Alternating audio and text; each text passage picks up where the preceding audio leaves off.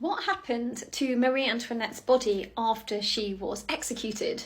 Here we see a depiction of that gruesome scene, which took place at 12:15 exactly on the 16th of October 1793.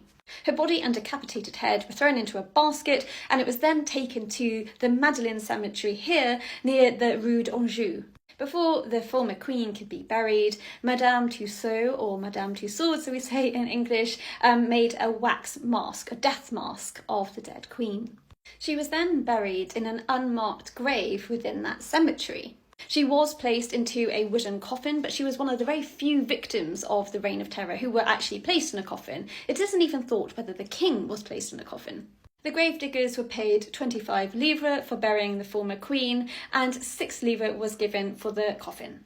When the king was buried, though, it is said that his decapitated head was put between his legs, and it's not sure whether that actually happened with Marie Antoinette or not. But what is true for both of them is that loads of quicklime was placed below and on top of the bodies and coffins to make sure that they decomposed rapidly.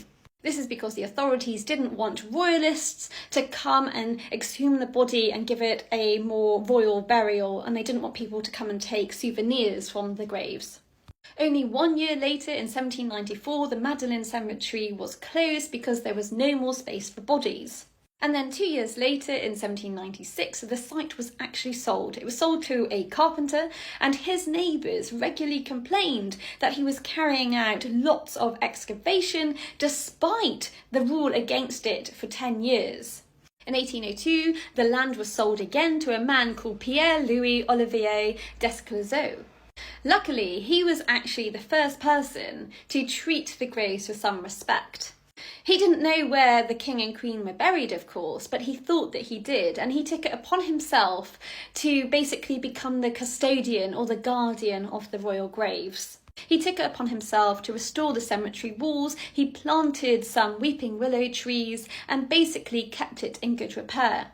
He also put up a small cross and a sort of a memorial to commemorate the late king and queen.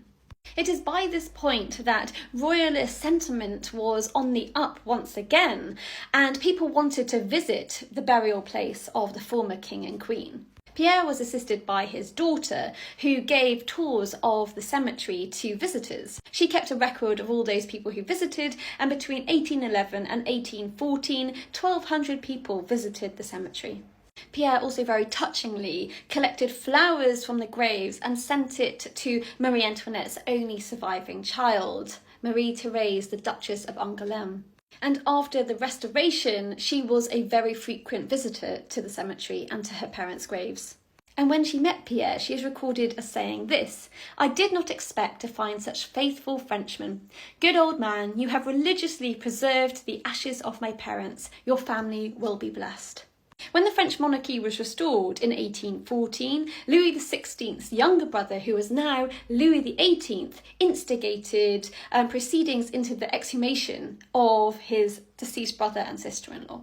But the question on everybody's lips was, how on earth were they going to locate the graves, and how on earth were they going to actually discover the correct bodies?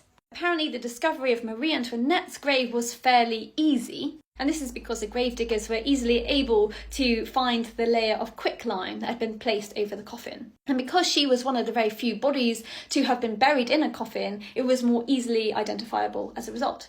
A number of her bones were discovered, including her skull. There were also different accounts of some of the Queen's clothing having been discovered, either one of her stockings that she was wearing or one of her garters. It is said that when her remains were discovered, people were incredibly moved by it, some men bursting into tears, another man falling to his knees. It was far more difficult to identify the remains of Marie Antoinette's husband. It was apparently a very long and painful search, and they eventually did find more quicklime, but his remains were so deteriorated that there were hardly any bones left. Nonetheless, the remains, or what they thought the remains of the king and queen, were carefully exhumed and placed into chests. The remains of the king and queen were then sealed up within lead coffins and then reburied. And then in a very sombre procession on the 21st of January 1815, they were reburied in the St. Denis Cathedral. And this is Marie Antoinette's marble slab commemorating and locating her burial place. These beautiful statues were then commissioned by Louis XVIII to commemorate the late King and Queen. And I think this one of Marie Antoinette's pretty beautiful. They were completed in late 1830, so you can see it took a very long time for them to be properly commemorated. And then on the site of the original burial place of Marie Antoinette and Louis XVI, Louis XVIII built this amazing chapel. And this is the fantastic interior. It really is very phenomenal. And right there is Marie Antoinette being welcomed by the Virgin Mary. It's an absolutely gorgeous piece of sculpture, and I think it is a fitting memorial to Marie Antoinette.